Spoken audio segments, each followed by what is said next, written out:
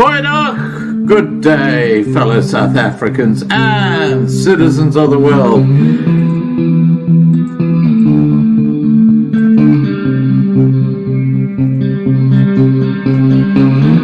I've been looking around for salvation.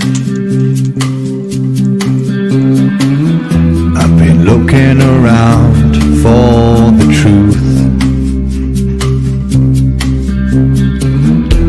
All around me I see frustration, and I looked all over till I found you. I sit and listen to your stories, and you're telling me, please don't worry. Lot in this world you should know, and love in life is where you should go. If you're looking for somewhere to go, if you're looking for someone to know, if you're looking for someone to guide you, then love in life will guide you.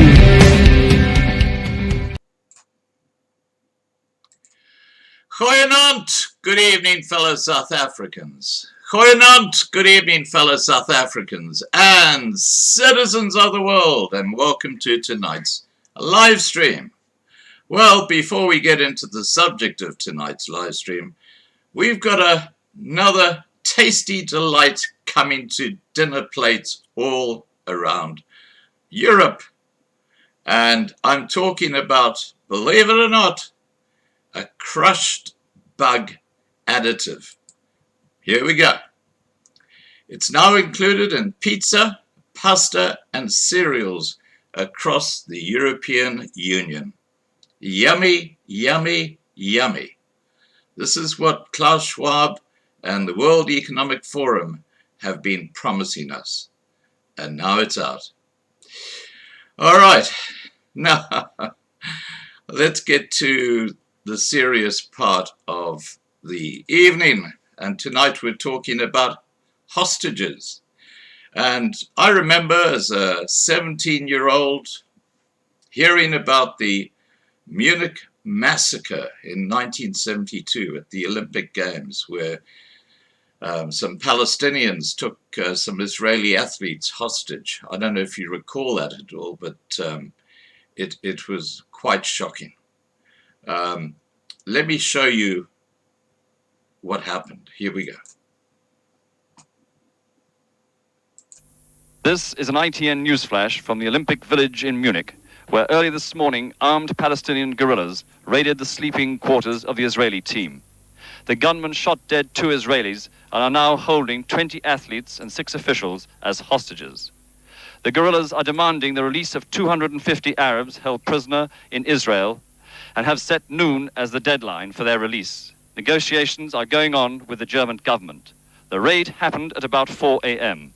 A liaison officer with the Israeli team takes up the story. The police told us that between 4 and 5 o'clock this morning, a group of Arab Palestinian terrorists rushed inside the building, killed the coach of our wrestlers, Moshe Weinberg, and took as hostages some of our sportsmen. Afterwards, they gave an ultimatum that until 12 o'clock today, some of the Arabic terrorists who are held in prison in Israel must be released, otherwise are going to kill some of the sportsmen who are staying there in their hands. The Arab Palestinians are in control of the Israeli bloc? I don't know if the whole block, but at least at one of the entrances, which have some of the Israeli sportsmen there. How was the Israeli killed? I don't know, but as I can assume, he was killed in his bed. After the shooting, the Palestinians allowed an ambulance to drive in to pick up one of the wounded Israelis, but the ambulance men retreated without him when firing suddenly started between the Palestinians and the police. The Israeli died soon afterwards. His colleague died in the flats. Nearly 500 German security police have now sealed off the village and are mounting heavy machine guns in the square. They are keeping cameramen and television reporters and spectators well away. The guerrillas have just announced that they are demanding to be allowed to fly out of Germany to an unnamed destination once their demands have been met. Meanwhile, with an hour to go to the deadline at noon, the Olympic Games... All right, now that hostage event, just for the record, landed up in absolute tragedy when a lot of the Israeli team was shot dead. Quite shocking. All right, I'm going to get our guest on, Hermann Liebenberg, who is an expert in hostage situations. Hi, Hermann. Good evening, Scott. How are you tonight? I'm well, thanks, and it's good to be on your broadcast again. Oh, good to have you on again, buddy. I was just playing the 1972 Olympics hostage situation with the Israelis, and yeah, quite a shocking thing. Now, let's start off with the basics. Hermann, what is considered to be a hostage situation? Usually when a person or people take a person or people hostage to meet a certain end, whether it's for money, whether it's to get hold of the media to have propaganda for whatever ideation they stand for. So in essence, a person holds somebody else captive. And the ironic part of it is that suicide threats is also considered to be a hostage situation, because the person hold him or her hostage, and obviously the police will try and negotiate the situation so that the person doesn't commit suicide. And we then very often get what is called suicide by cop, where they go to the extreme so that they get in the line of fire by the cops. So then the cop basically killed the person instead of him or herself doing it. So there's a very wide spectrum of that. Okay, now how does that differ from a kidnapping? Because, you know, when you think of kidnapping, it's very similar to a hostage situation, isn't it? Well, it is considered a hostage situation if there's a demand for ransom. So it definitely falls within the category of a hostage situation.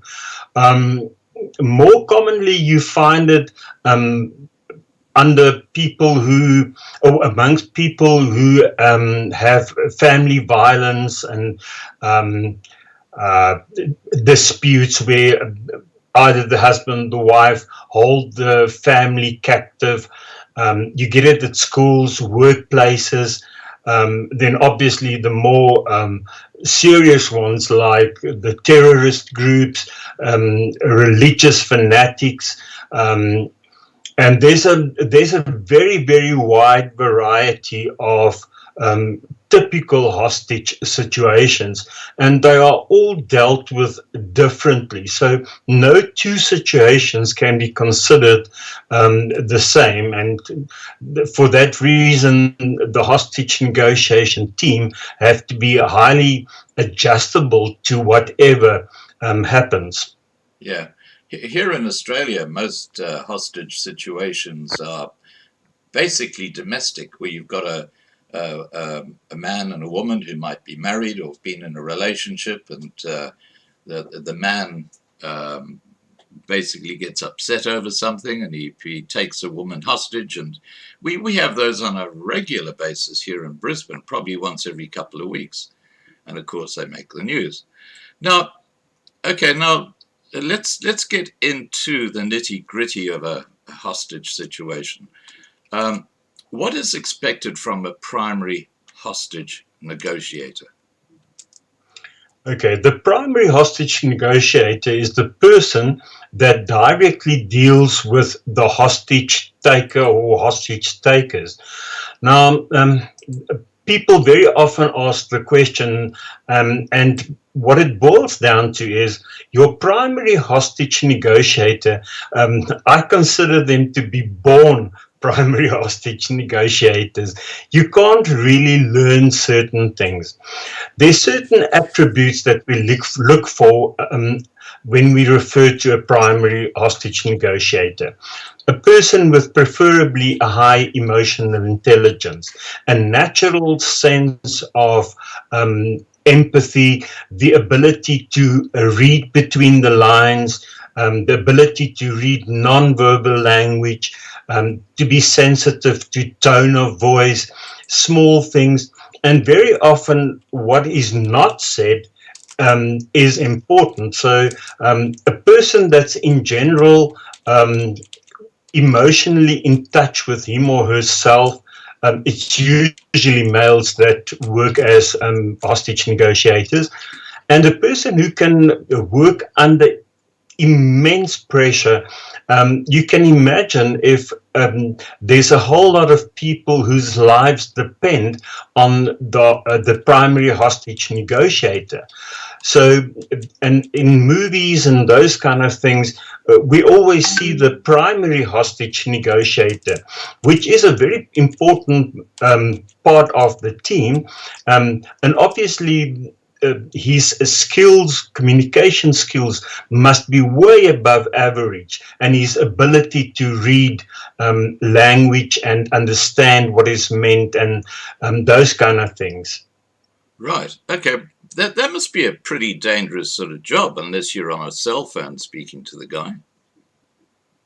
Yes, there are situations like, let's, for example, take a person who plans to jump off a building to commit suicide. Then it's a face-to-face kind of approach, which is different to a full-blown hostage drama where the whole or both of the different teams are deployed. So yes, in most cases, in the bigger kind of scenes that we have in hostage situations, special phones are used to make sure that there's no interruption, and they will, for example, on one of those speaker microphones, say that they will hand over a phone or throw it through a window or whatever the case might be. And that's a phone that doesn't react to interferences from any other part, because there are people who have the ability to listen in on police and other security services radio communication, and you don't want somebody to distract the primary negotiator. That person must be by himself, preferably, but close enough to the rest of the team. So noise in the background can be very annoying and it can cause the primary negotiator to be derailed in terms of what he's supposed to focus on. Right. And yeah, so a phone is a critical part of the negotiation side then.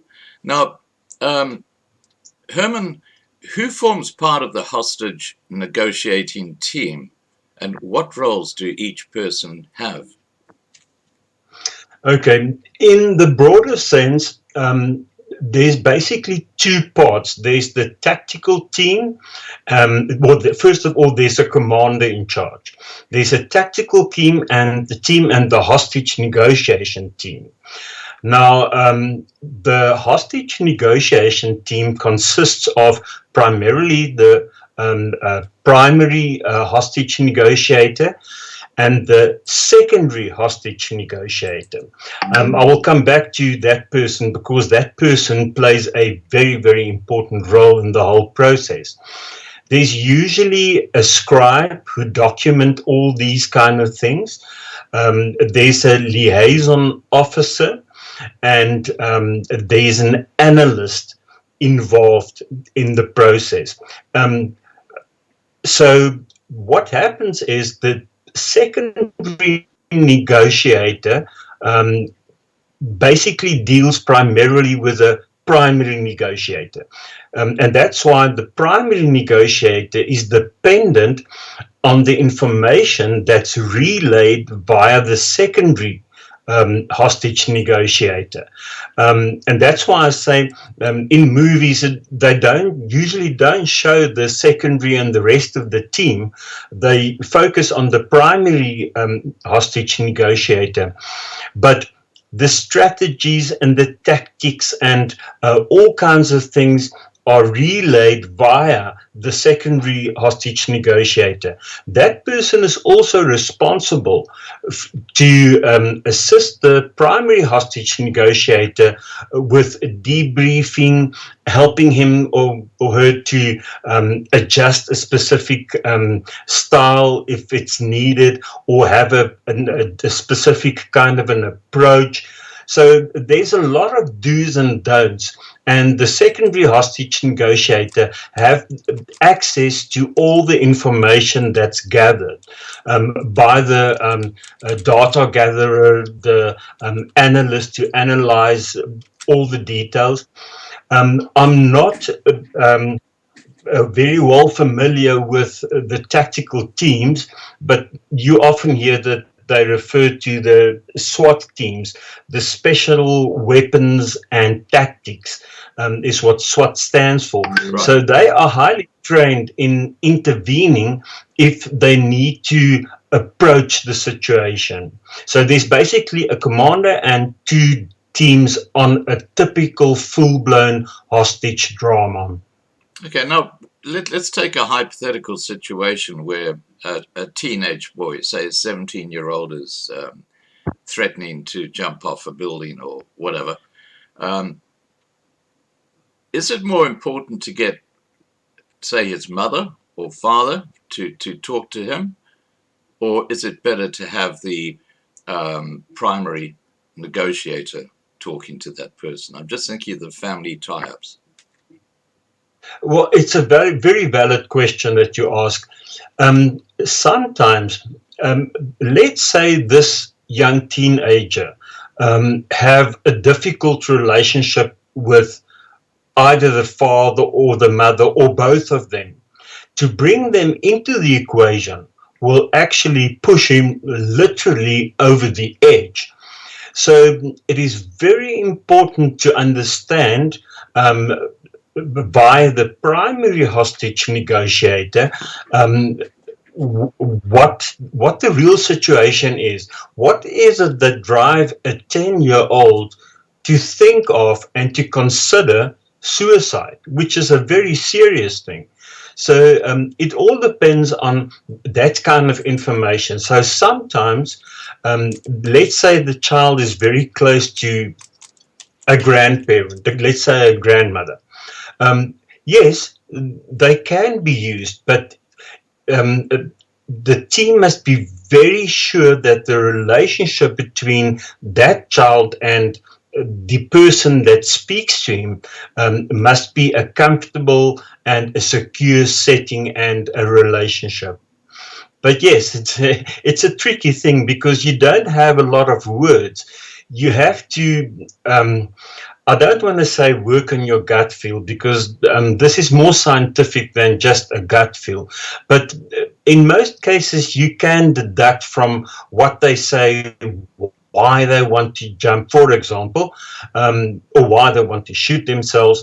And based on that, the team will then decide what will be in the best interest of that specific person. Right. Now, what is meant by the spectrum of different hostage situations? Okay, that refers to literally the time, the environment, location, and the ability or the ability of the hostage negotiation team to be on the scene in a very short period of time. So the spectrum is something that we can't always control, and sometimes a person that's not trained need to jump in and start with the process while they wait for the tactical and the hostage negotiation team to get to the scene. Sometimes in prisons, it is fairly common in prisons that they will hold guards captive and those kind of things, or they will even hold fellow inmates captive. So all the situations differ, and that's why the spectrum, you have to have the ability, and that's one of the things that the primary hostage negotiator must have, the ability to adjust to ever-changing situations, because the situation can change very, very quickly within the context of the negotiation process. Right. Now, what phases can be expected during a typical hostage situation from the moment that the police get a call? Right. First of all, we divide it into simple phases, but I will just elaborate on each a bit. The first one is the alarm phase, when there's a crisis and the team is notified that there's a hostage drama or situation busy unfolding. Then it's followed by the crisis phase. Now, the crisis phase is one of the three most dangerous phases or processes during the whole hostage situation. The first 15 to 45 minutes are usually considered to be the most dangerous phase of them all. That is usually followed by what we refer to as the accommodation phase or the negotiation phase. Now, during that phase, it is important to set the scene for negotiations. For example, Now, before we get on to that one, Herman, the first one you say, the first 15 minutes or to 3/4 of an hour are very dangerous. Why is that? Because the hostage takers are heightened in terms of the emotional situation, and they sit with, in most cases, hostages that become really anxious, and there's a lot of turmoil during that phase. And keep in mind that at that point in time, the hostage team have to get onto the scene. So it is very important to make sure that there's a perimeter that's cordoned off during that phase, and all of that, in most cases, the hostage takers see that, and there's a person in charge to control the whole scene. For example, you don't want the media to be on the scene immediately or even afterwards. It all depends on what they negotiate for. But you need, for example, emergency personnel to take care of a medical emergency that might emerge from it. I hope that answers your question. Yeah. Okay, so let's go through the other phases that follow. Okay, during the accommodation phase, what happens this is the next phase. That's the third phase. The first one is the alarm phase, when people are informed of it. The crisis is when everything is set up and the perimeters are laid down and all those kind of things, because you don't want spectators either. I mean, they can also be in the process. And then it's the accommodation phase, or I prefer to refer to it as the negotiation phase. You need something to use as to bargain with. So, for example, that's when water supply to, let's say, a specific place is cut off, or electricity. Well, forgive me for this tongue-in-the-cheek one. In South Africa, we don't have to ask for the electricity to be cut off. They do it in any way for most of the days. Well, I can tell you what Marlena, who you know, says, good evening. Got 10 minutes off load shedding right now. I feel I suffer from Stockholm Syndrome. So grateful. Okay, back to you. So, yeah, that's on a very light note, yeah. There's more load shedding than when there's electricity available, tongue in the cheek. But you will, for example, make sure that there's no electricity available. And let's say it's a hot summer day, so there's no air cons working. Nobody can charge cell phones or any of those kind of things. And that's when they kind of are forced, because they want to communicate, because they want to carry over whatever demands they have. Now, there's a golden rule in hostage negotiations. You never, ever give in to a demand. You negotiate a need, and there's a huge difference between the two. So you create all the basic things, and that is when the scribe and the information gatherer, usually an intelligence officer, gathers as much information as they can about the hostage taker or takers. Let's say it's a terrorist kind of situation.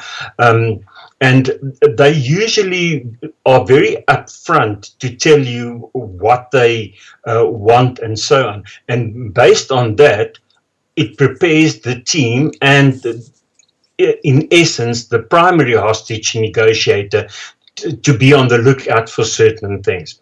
Then we have the final stage, which is referred to the resolution phase. I will be talking about it a bit later. That is when debriefing takes place, and there's commonalities among hostage negotiation teams in terms of the protocol that's usually followed when it comes to the resolution phase, because it depends on the nature and the type of hostage situation that you deal with. Those are the basic phases. I can't say that they're very linear in the sense that sometimes things happen very quickly and things can escalate very badly for the better or the worse. All depend on the trigger happiness, if I can call it, of the hostage taker or takers. Okay, now can you give me a hypothetical example of negotiating, do not negotiate a demand, and separately creating a need? You know, just so that we get more context to that. Yep. For an example, let's say the person that's in contact with the primary negotiator demands a helicopter to get away with, just as an example. It's not possible to just make arrangements for it. So the primary negotiator will use paraphrasing by saying, I hear that you have the need to get out of the situation, and try and steer the conversation in a different direction. That and might even suggest, I can't guarantee that we can do it. It's very important that the primary hostage negotiator be very, very honest. Never, ever, ever tell a lie, because people sense lies. So for the primary negotiator, never tell a lie, be transparent. The rest of the team work on the strategies. It's not the primary negotiator's place to do that. That person must really be able to put him or herself in the shoes of the hostage takers. So you will stall for time by diverting and rephrasing or paraphrasing the demand into a need, or for example, they throw out something like you have to bring in a person that can prepare food for us, and they demand it. And you will reply, well, we can't do that, but I hear the need that you and the hostages are hungry, so we can arrange hamburgers and Kentucky or whatever you want to be delivered. Um, and obviously there's certain protocol that goes hand in hand with it, because the hostage takers also have human demands. They also have to use the bathroom facilities and those kind of things as much as the hostages. So that's how you react to a typical situation like that.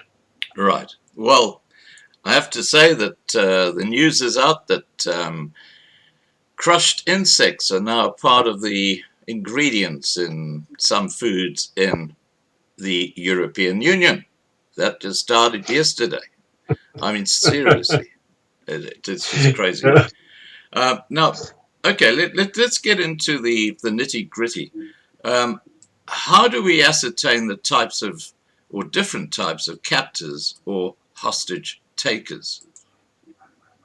Okay, there's basically two types. There's the deliberate hostage takers, and there's the reluctant hostage takers. Now, the deliberate ones, usually based on the motives that they express, you can make an assumption whether they are deliberate or reluctant. Example, deliberate will be like a terrorist group that demand that they have a speech delivered or the ideations delivered on national TV. Whereas the reluctant person don't really want to be in the hostage situation, but to save himself, he chooses to use hostages in order for him to escape, which is quite important, because what we do know is that the longer the hostage situation carries on, the less likely it is that the hostage takers will kill hostages. And I'll explain that a bit later. That's quite an interesting phenomena that takes place. But so I have to unfortunately say that there are different approaches coming from different security services and countries. There are countries that does not negotiate in terms of ransom or any of those kind of things. And those kind of countries, due to obvious reasons, I can't refer to them on a platform like this, they will negotiate for time for the tactical teams to move in and to take over, even if it is at the cost of civilian lives. So there are countries that work like that. And the various agencies have various approaches. So once again, it's not one shoe fits all. Ironically, there's a person in South Africa who was an excellent hostage negotiator, Tommy Thompson, and he said they are like what you call it, these dive boats, or what's it called? Submarines. They are like submarines. They only surface when the need is there. And that's very much like the hostage negotiation team. They are always on standby. Okay. Now, I take it that the deliberate hostage situation, or the hostage takers, they've obviously planned what they're going to do, whereas the reluctant ones are generally people, as you say, are caught up in a situation where they feel they got no other choice but to take hostages at the last moment. So it's a very different type of setting. Yes, indeed it is. That's why the motives, once the primary negotiator managed to figure out the motives, it already steers the rest of the team into the process of this is how we should work with it. Right. And there's certain advantages and disadvantages, but there's more advantages for the rest of the team in terms of preparation and dealing with the situation. Right. Now, if someone is caught in a hostage situation, obviously, if it's a planned or it's a reluctant hostage situation, I guess those who are the hostages have got to actually interact with the criminals differently, haven't they? How should they react, for example, when it's a deliberate situation? Or what are the do's and don'ts of hostages in a deliberate situation and a reluctant situation? Yes, I think that's a very important question because any of us can end up in either a deliberate or a reluctant hostage drama. The golden rule is to remain human. It is okay to be anxious and have anxiety, and it's okay that you feel it and that you shake, but never ever become hysterical. The moment you become hysterical, and remember the most dangerous phase is the first 15 to 45 minutes. Right. So if people become hysterical, that's when they will be injured or even killed. So it's very important, feel the feelings. Never ever try and attack the hostage takers. Don't whisper. Don't make sudden moves. Do exactly what they say and express certain human needs. If you need to go to the bathroom, if there's an opportunity, you ask. And if they refuse, and let's say there's a bin at hand, it sounds terrible, but that's the reality of what happens. And a person uses it, then it's the polite thing for other hostages to look the other way. That's a respect kind of thing. The more human you are, the more the hostage takers identify with you. If you are too cool and calm and arrogant and try and negotiate with them, no. Then they see you as trying to counter whatever attempts they have. So the bottom line is always be human and do human things. Also be very wary of not staring at them, preferably not make eye contact and only speak when spoken to. That's some of the goal. There's many other things, but if people remember this, only this, they will be assured in terms of research. 95% of people who react like this never gets hurt or killed in a hostage drama. So that's as simple as that. There are many smaller kind of things. I don't know if you can think of something specific that you can think of right now, but yeah, the reality of it is don't try and react. And if they usually take all the cell phones and those kind of things, don't try and hide that or something, because if you hide it and the phone goes off and they hear it, then it means they can't trust you. You want to gain their trust as well, because the moment they trust you, you become a human in their eyes. You're not an object. However said, there is a difference between when you are taken hostage by an antisocial person, personality disorder, or a psychopath, because they just don't care about whether you live or die. They're only interested in satisfying their end goals. And obviously, when that happens, the negotiation team changes the strategy and tactics immediately. So then they have to focus on different things, very similar to reluctant uh, hostages, or even mentally ill people, schizophrenia, borderline personality disorders, delusional disorders with paranoia. You can, from what they demand, you can deduct what kind of a person you are dealing with.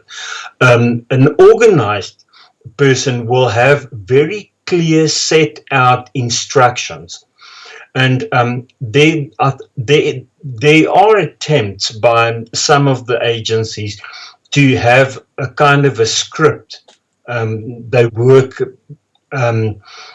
according to. I think that's completely senseless, because every situation is different. And to have a script means that you're going to force something, and you're not going to react naturally with specific reference to the primary hostage negotiator. Right. Okay. Now, I'm just making a few notes as we go along, because I find this quite fascinating, because it is really a lot of psychology, isn't it? Yes, it is indeed. Something I forgot to mention when you asked about the team. Yeah. It is very seldom that a psychologist will be the primary hostage negotiator. In suicide cases, yes, then we do act in that capacity, whether it's on the telephone or whether it's in person, because it's comfortable and you know the person. But the secondary hostage negotiator, they usually fulfill the role of a psychologist in terms of the interpretation of the behavior, and in specific, if you deal with somebody with mental health issues, you need an expert in the field to understand how to approach them, how to make them feel calm and get them to change strategies and those kind of things. Otherwise, they go bananas and it can cause major havoc. So usually the secondary negotiator is a psychologist. The intelligence officer, yes, is the person who gathers information that the ordinary person can't get hold of. And nowadays it's actually easier than before with the electronic media and those kind of things. Yes, it helps a lot. Something else that I also want to mention is that when the primary hostage negotiator starts the conversation, he introduced himself to the hostage taker, and he referred to him by his first name, like, I'm Hermann, and I am here to help so that we have a better outcome in this situation. You never use words like no. No is something that you never use in a hostage situation. You never say no. You will always answer it by either diverting to something that to the topic, to divert away from it, but you will never say no. You will, for example, say, we will try to do this, and I will do my best to do that, but I can't guarantee that. So it's important that that person must also be able to know how to be subtle and not harsh in terms of no, or be judgmental in the situation, but to put themselves in that person's shoes and try and really understand their motives and and the reasons behind the situation. Now, just on that score, what kind of information is needed to profile the captors? Okay, usually if you work with a group, it's more complex. If you work with a single person or only two people, the way, well, first of all, their motives will be an indicator. You try and ascertain more or less how old they are. Do they have family? Do they have kids? If it's religious fanatics, later in the process, you'll have more opportunity once the hostage taker trusts the primary negotiator. And then on a human level, you can sometimes ask certain questions that might indicate, because we need to build a profile of that person and his or her background. And ideally, if we can have a facial picture, about, well, 39%, according to research, are people with a criminal history that become hostage takers. So very often they are in the correctional services capacity already. And once you have that kind of information, you have a plethora of information in terms of their background. You try and identify core issues that can help you, like if they're married and have a family, do they have children? It can be bargaining tools. What will your child think of you if this turns out like this or that? You know, those kind of things. But that's only used later on in the negotiation process, never ever in the beginning of the process. You also use silences. The opportunity to ask questions will arise, and very often the hostage takers will start sharing personal information, and you must show true interest. And like when they speak to you, signs like yes, those kind of things mean that you listen attentively. So there is a place for silences, but usually the hostage takers feel uncomfortable, and then they fill the gap by saying something. And usually then they disclose information that is vital in terms of the strategy to have a good outcome in terms of the negotiation process. Right. So what are the different approaches to a hostage situation? Well, there's a no ransom approach, and there's a what we call a flexible possession approach. Now, as I've said earlier on, there are countries that does not use either of the two, but use a no ransom, whether it's money or propaganda or whatever it is, don't use it.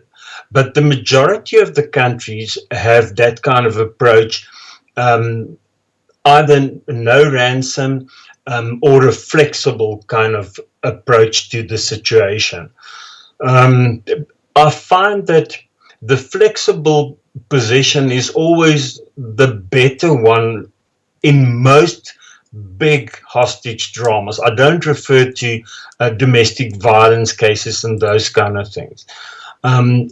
Because the SWAT team or the tactical team also have a very specific function, and you don't per se know what they are going to do, because the commander is the ultimate person who makes the call.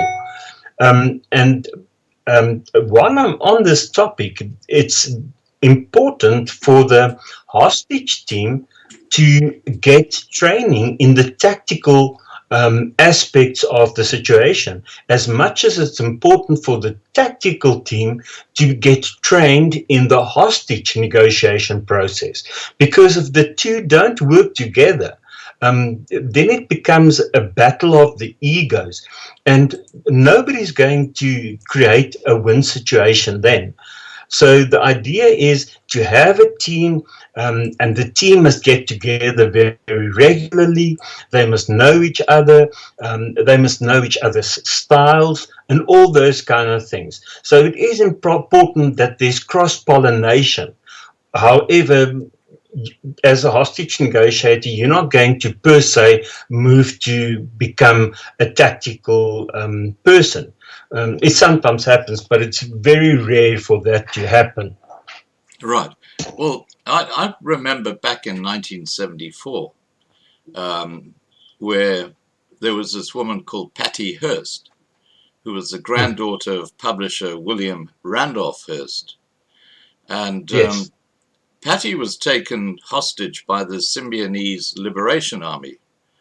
And That's correct, yeah. she was recorded denouncing her family as well as the police. And then she was actually given a new name, Tanya. And Yes, she was later that's right. seen working with the Symbionese Liberation Army to rob banks in San Francisco. And Yes. she asserted her sympathy feelings towards the SLA, or the Symbionese Liberation Army, and their pursuits as well. And she was arrested in 1975 and jailed, but her sentence was later commuted by President Bill Clinton, who That's said correct. that she was not acting under her own free will.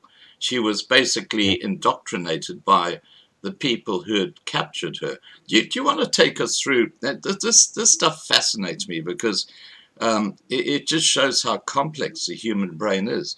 Tell us what the Stockholm Syndrome, why it happens. Okay. To go back to Patty Hearst's her story, she was a typical example of, and she initially tried to use the Stockholm Syndrome in her defense, but because it wasn't a well-known thing, she couldn't use it at that time. During 1973, there was a bank robbery in Sweden, Stockholm. Two hostage takers took 4 of the bank personnel hostage, held them in the vault of the bank, and the hostage drama stretched over a period of 6 days, and then they were negotiated out. Then something very odd happened. Now, it has happened previously in history, but nobody has really connect the dots. And there was he's a criminologist and a psychiatrist that initially started questioning this thing, because 2 of these women started to, they first declared that they're not going to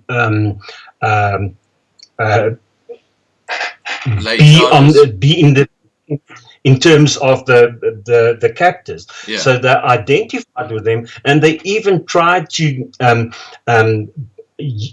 get money to pay for their defense. So that was very odd. And they immediately started doing background searches. Did they know the captors, any relationships or any of those kind of things? And they couldn't find a single thing. And they really went out to protect the captors. And then they figured out that it is a form of a survival instinct. And I'm going to explain it as follows. By siding with a person who have the ability to kill you means that you have to be part of that person's makeup. So by identifying with that person's indoctrination, they first thought it was a form of indoctrination, and that's only one part of it. But they started to identify with their goals and motives and those kind of things. And then the term was coined, the Stockholm Syndrome. And in their defense, it is also a form of what we call survivor's guilt. They survived because these people spared their lives. I know it sounds crazy, but in essence, those people had the opportunity to kill them, Yeah. but they didn't. So, and you find that amongst the battered wife syndrome very often, or children who are mistreated, typical childhood trauma, where they will always come up for the perpetrator, which in most cases are either one of the parents, but they will defend them. With the battered wife syndrome, in earlier days in our country, they would go and report the situation, and the next day they will go back and withdraw the case. And that is also a form of the Stockholm Syndrome. It presents in various nuances in life around us. So when a person is negotiated out of a situation, let's say he or she is one of the hostages that was sent out, although debriefing must take place, you can't rely on the information that was given by that person because of the Stockholm Syndrome. Wow. That person is in essence saved that person's life, and they will even deliberately tell lies so that the tactical team can't get to them and disable them, or the hostage negotiation team can't negotiate any further. So they will put them on a kind of a blind curve, if I can use it. Something else that also creates the Stockholm Syndrome is, let's say the hostage takers demand food. Obviously, there's always, if they demand, you don't react to the demand, you react on the need. What I hear is, for example, that you and the other people are hungry. It's a good thing not to refer to the hostages too much during the conversation, because it draws the attention to them. So when the food is sent in, it is not uncommon that the food is in such a way that it needs to be put together. Like they will send in patties, buns, lettuce, tomatoes or whatever. So they force the hostages to assist the hostage takers to prepare a Preparing the meal. food. Okay, yeah. That's it. And the nice thing about that is, when you eat with someone, you share something that's human. So it is something that creates a bond. And it's very unlikely that in a situation like that, that people will be killed or injured. And that is very much part of the Stockholm Syndrome. So you can actually, from the outside, there are various other methods you can use to do the same kind of thing. But in that way, you help them so that the hostages are as safe as you possibly can get them from the outside. Wow. You know, the human brain is a fascinating, it's just so brilliant. I mean, it's just absolutely amazing, so complex. Now, I'm going to wrap up this live stream shortly, Herman, but there's a question I do need to ask you about hostage situations. And that is, are there common practices in terms of dealing with all involved in a hostage situation after a hostage drama comes to an end? Yes, Scott, indeed. For example, keep in mind that I've only mentioned the one critical stage that's really dangerous in the hostage situation. The other one is when they surrender, or when the the tactical team, what we refer to as go in, they storm in and take it over. So when they come out, there's a heightened emotional situation, because the hostage takers don't really know what they can expect. So, for example, the primary negotiator will advise them to not even take a cell phone out, because the tactical team will see if there's something in their hands, and they might mistake that for a weapon and shoot them, which is actually a reality. So it's not a lie that the primary negotiator share with them. But then once they come out, the primary hostage negotiator usually sits with the person that he communicated most during the hostage drama.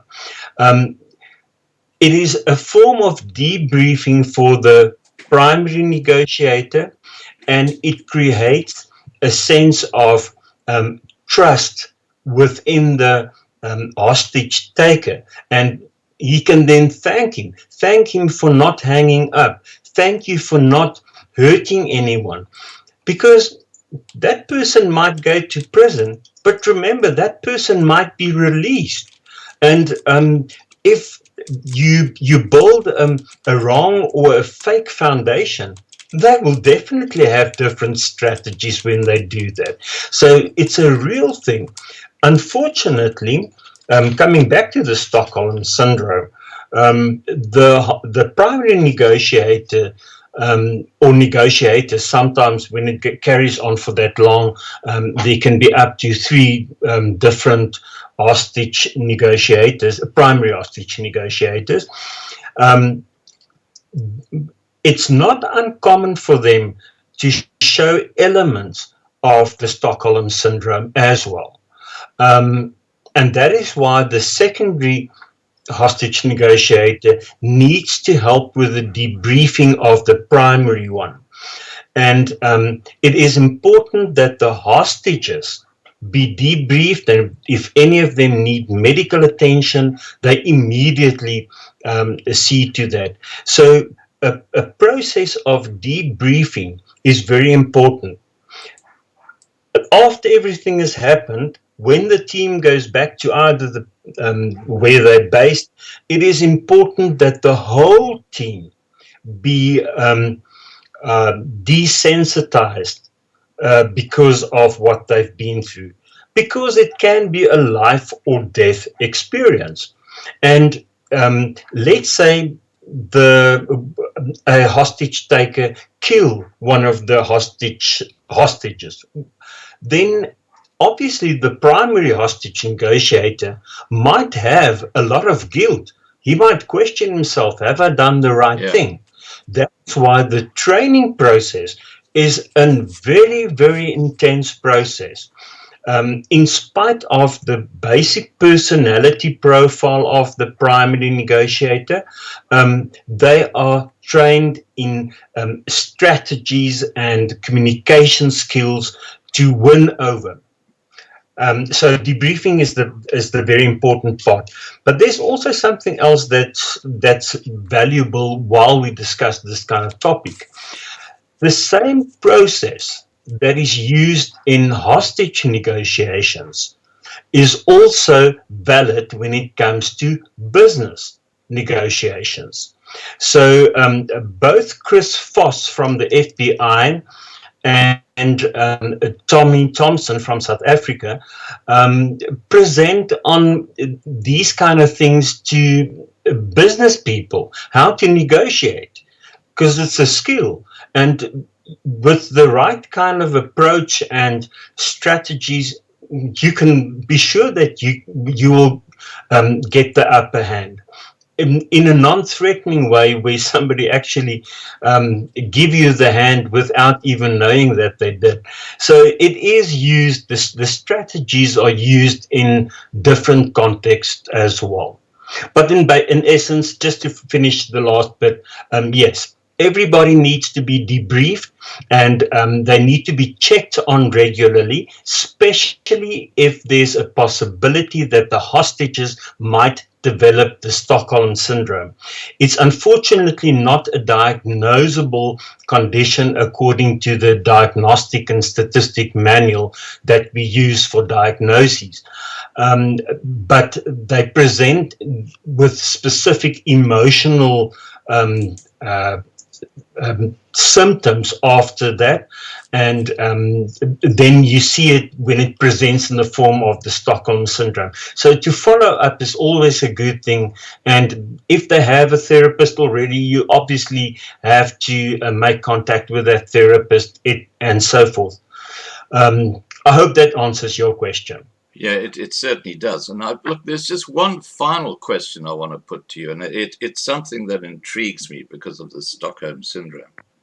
And that is, do you ever have situations with hostage situations where there are multiple captors, where one of them pretends to be a hostage and not actually one of the captors? So he actually sits with the hostages and pretends to be a hostage. Has that ever happened? And if it has, how do you identify that person as one of the guys who's actually involved in the hostage situation? For starters, I'm not current in terms of hostage negotiations, but I haven't personally experienced something like that. But I am aware of that, the fact that it does happen. It has happened in the past. That is why keeping contact with the hostages is a very good thing. Your person that played a role, usually you will quickly figure out there's something different about it if you follow up on them. And that is why, as long as the hostages stick to being humans, they won't be caught out trying to do something, and that just proves the point. It's actually a very important question you ask, because then they have an insider, and if the people do as I've explained in basic terms, then they will be safe. So that person won't be able to react or carry information to the others. Keep in mind that the visitors of a person who's in prison or correctional facility, because of this, the visitors are also be accounted for over a period of time, because there might be associations with other groups that might be a threat. And although one have to be very careful to not always think it's the Stockholm Syndrome, it is important to follow up. I know that there are hostage negotiators or teams that profile the hostages as well, mainly for research, but they do profile them as well. Right. Okay. Hermann, thank you so much for joining us tonight and sharing your expertise and experience on the subject with us. I mean, it really is a fascinating area, but clearly in South Africa, it's very relevant for people to have a good understanding as how to respond to a situation they might find themselves in. Is there anything you'd like to say just in conclusion? Something we might not have touched on, or something you think is critically important? I think for the people that listen to this topic that we've discussed, to focus on what if you end up in a situation like that. There's a lot on the internet to read. Be selective and go to sites that's known and reputable, if I can say that. So familiarize yourself with it. so that you don't do the wrong thing. And unfortunately, with all the heists, and recently there's a lot of people who just disappeared, and it doesn't always make headlines in the news because it becomes such a common thing, as the same as murder in this country. Yeah. So, and sometimes there's a reason why they don't put it in the news, because they don't want to create panic among people. But it is on the increase, specifically human trafficking, and taking people hostage for ransom. Yes. Well, I was speaking to a lady about a week ago, and she was saying that just about one child every half hour in South Africa is kidnapped, and of course that's not a good situation. It's no. Almost as bad as the murder situation, and yet it never gets talked about. Indeed, so the same as with house robberies. That's such a common phenomena. You never read the papers about it. Obviously, we see them in therapy, but then it's very violent stuff, and that's a hostage situation as well. Yeah, because they hold you up with weapons, and they're usually heavy armed. Yeah. All right, Herman, thank you so much, and have a great evening, and I look forward to our next chat. Great stuff, and thank you for having me on your show. Thanks a lot. Okay, bye. Have a nice evening. Cheers. Keep well. Bye. Bye-bye. All right, guys, that was Hermann Liebenberg, and we were talking about how to react if you get caught in a hostage situation. And the most important thing I picked out of that, because I'll never be a captive, but if I'm a hostage, is to just stay human. Just be human. Just don't panic. Don't start screaming. Just relax, chill, shake, show that you're scared. Just be human. That's what you do. And try and minimize any interaction you have with the people who've taken you captive, because all you're going to do is antagonize the situation, and leave it to the professionals when they come by and start talking to the person or the people who've actually got you in that position. All right, guys, I'm going to leave it at that. Have a great evening, and don't forget, tomorrow night I'm talking to Skid Marks. Yeah, you know, Colin, the guy who's now, we've got his videos going up on Loving Life TV. We're going to be talking about alternative forms of electricity. And these are kind of novel and different. And I think for any South African, this is a subject that you cannot afford to miss. So that's tomorrow night, 8 p.m. Johannesburg time. I'm talking to Skid Marks.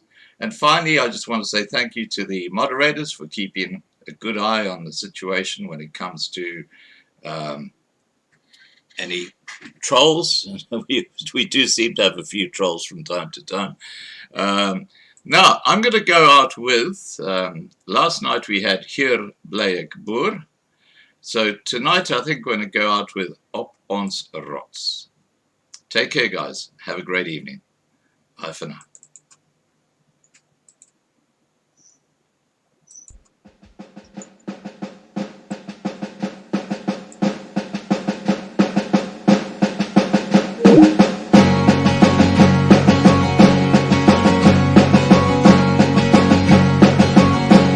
Ons loop hand aan hand op goue warm sand, so baie wat ek wil hê, so baie dit brand. Ek staan op my rots met golwe wat kots. Ons het geen vrees,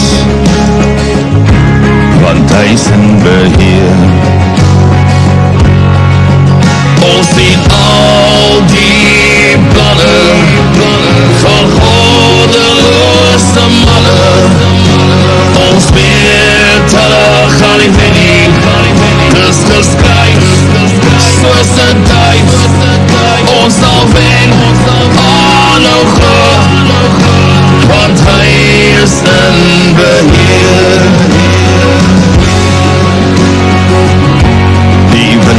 baie sterk. Dis kragte wat werk. Die gevoel in my hart. Dis vrees wat wil brand. Ons is boere met trots. Met my hand in my bos. Ons ken geen vrees, want hy is in beheer. Ons sien al die planne van godelose manne. Ons weet hulle gaan nie wen nie. Dis geskryf soos 'n duif. Ons sal wen, aanhou gaan, want hy is in beheer. Ons sien wat gebeur.